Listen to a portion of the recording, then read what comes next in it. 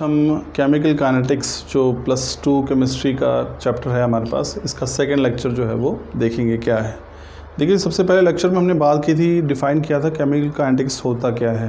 हमने देखा था एक रिएक्शन को कौन कौन से फैक्टर्स हैं जो वो अफेक्ट करते हैं, यानी कि थर्मोडायनामिक्स में बताता है कि रिएक्शन फिजिबल है या नहीं। फिर केमिकल इक्विलिब्रियम बताता है किस एक्सटेंट तक जो रिएक्शन होता है। फिर हमने बात की थी केमिकल काइनेटिक्स की, जो हमें बताता है रेट ऑफ रिएक्शन, यानी कोई भी रासायनिक अभिक्रिया की दर। वो हम उस पर अभी डिटेल में डिस्कस नहीं करेंगे, वो हम पहले लेक्चर में डिस्कस कर चुके हैं। Let's straight forward move on to this topic, that is rate of reaction. अब देखिए, रेट ऑफ रिएक्शन का मतलब है रासायनिक अभिक्रिया की दर। अगर मैं साधारण शब्दों में कहूँ तो रासायनिक अभिक्रिया की दर क्या है, क्योंकि जिस दर से कोई रासायनिक अभिक्रिया पूरी होती है उसको हम बोलते हैं रासायनिक अभिक्रिया की दर या फिर रेट ऑफ रिएक्शन। अब देखिए, जब इसमें यहाँ पर एक चीज़ समझने वाली ये है कि रासायनिक अभिक्रिया जब भी होती है तो आप ये ध्यान रखिए कि रिएक्टेंट से क्या बनते हैं, प्रोडक्ट बनते हैं। इसका मतलब क्या है कि समय के साथ, मान लीजिए मैंने दो अभिकारक उनको आपस में मिला दिया है, तो समय के साथ क्या होता है, जो रिएक्टेंट्स हैं उनकी मात्रा जो है वो कम होती चली जाती है और जो प्रोडक्ट है उनकी मात्रा बढ़ती चली जाती है। तभी तो रिएक्शन पूरा होता है ना। हम कहते हैं कि रिएक्शन हो गया। रिएक्शन में क्या है, जो रिएक्टेंट्स की मात्रा समय के साथ कम होती चली जाती है, प्रोडक्ट जो है बन रहा है उसकी मात्रा जो है वो बढ़ती चली जाती है। तो ये आपने चीज़ ध्यान में रखनी है। इसी के हिसाब से जो हम इस पूरे टॉपिक को समझने का प्रयास करेंगे। अब रेट है हमारे पास क्या, rate of reaction is change in concentration of reactants और प्रोडक्ट्स पर यूनिट टाइम, यानी कि समय के साथ अभिकारक रिएक्टेंट्स या प्रोडक्ट्स की मात्रा में, कंसंट्रेशन से ध्यान रखिए, यहाँ पे मात्रा या फिर हम सांद्रता शब्द भी इस्तेमाल करते हैं कंसंट्रेशन के लिए। तो आप सिर्फ मात्रा से अंदाज़ा लगाइए कि किसी भी रासायनिक अभिक्रिया की दर क्या है। वास्तव में समय के साथ अभिकारकों या रिएक्टेंट्स की मात्रा या फिर प्रोडक्ट्स की मात्रा में बदलाव जो होता है उसको बोलते हैं हम रेट ऑफ रिएक्शन। और बदलाव क्या होता है, समय के साथ जो रिएक्टेंट्स की मात्रा है वो कम हो जाती है और प्रोडक्ट्स की मात्रा जो है वो बढ़ जाती है समय के साथ। तो ये जो बदलाव है रिएक्टेंट्स की और प्रोडक्ट्स की मात्रा का या कंसंट्रेशन का समय के साथ, उसी को बोलते हैं हम रेट ऑफ रिएक्शन। तो रेट ऑफ रिएक्शन क्या है, rate of reaction is change in concentration of reactants और प्रोडक्ट्स विद टाइम। अब देखिए, जो रेट है this is change in concentration, यानी कि मात्रा में या फिर सांद्रता में, किसके, रिएक्टेंट या प्रोडक्ट की मात्रा में बदलाव किसके साथ, टाइम टेकन, समय के साथ। तो जब आप जो मात्रा में परिवर्तन हुआ उसको अगर आप समय से भाग देंगे तो आपको मिल जाएगा रासायनिक अभिक्रिया की दर या फिर रेट ऑफ रिएक्शन। अब देखिए, इसमें मैंने बताया कि दो चीज़ें हो रही हैं, रिएक्टेंट्स की मात्रा कम हो रही है, प्रोडक्ट्स की मात्रा जो बढ़ रही है।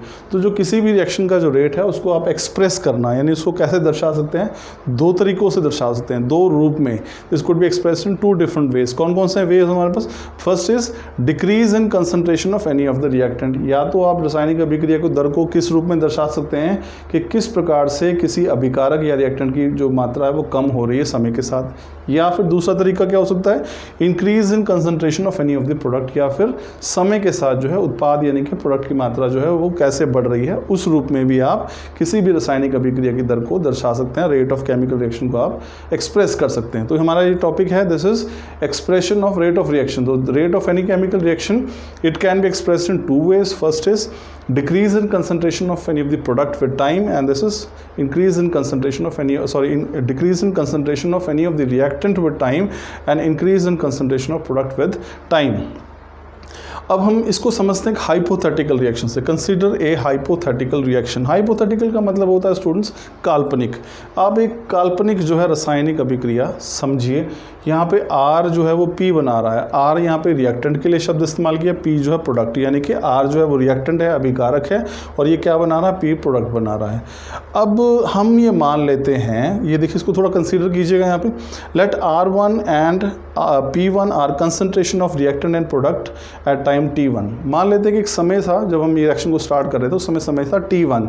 जिस समय T1 था उस समय रिएक्टेंट की जो ब्रैकेट मैंने लगा दी है यहाँ पे स्टूडेंट्स, ये वास्तव में उसकी मात्रा है, कंसंट्रेशन को डेजिग्नेट करती है।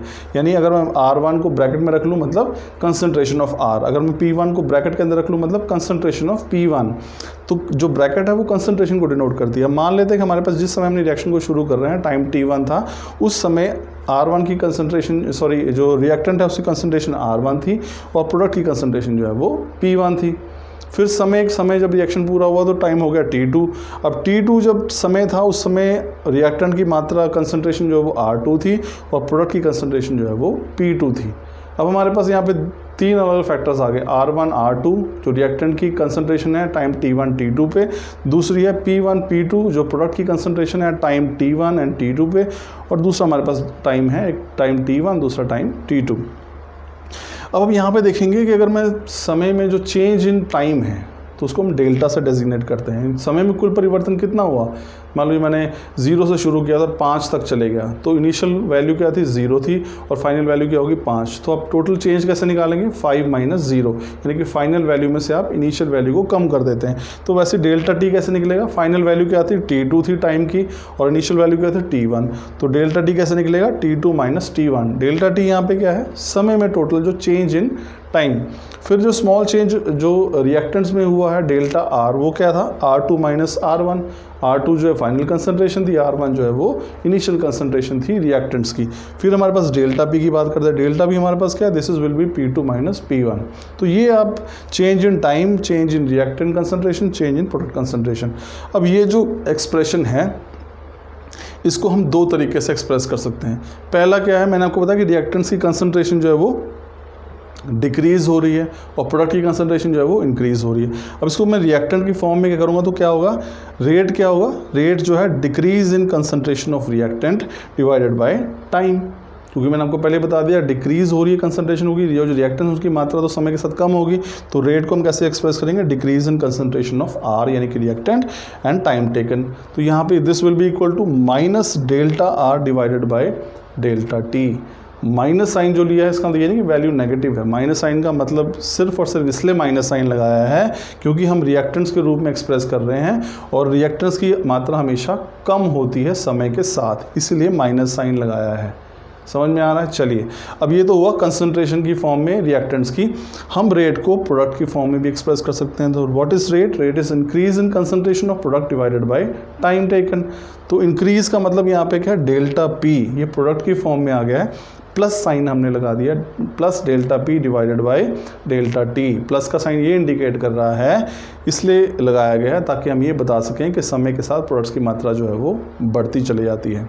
तो ये था हमारे पास रेट ऑफ एक्सप्रेशन। दो फॉर्म में रिएक्टेंट्स के रूप में हम माइनस साइन लगाते हैं जो इंडिकेट करता है कि मात्रा कम हो रही है समय के साथ। प्रोडक्ट के साथ रेट एक्सप्रेशन में हम प्लस का साइन लगाते हैं जो ये इंडिकेट करता है कि समय के साथ प्रोडक्ट की मात्रा या कंसंट्रेशन जो है वो बढ़ती है।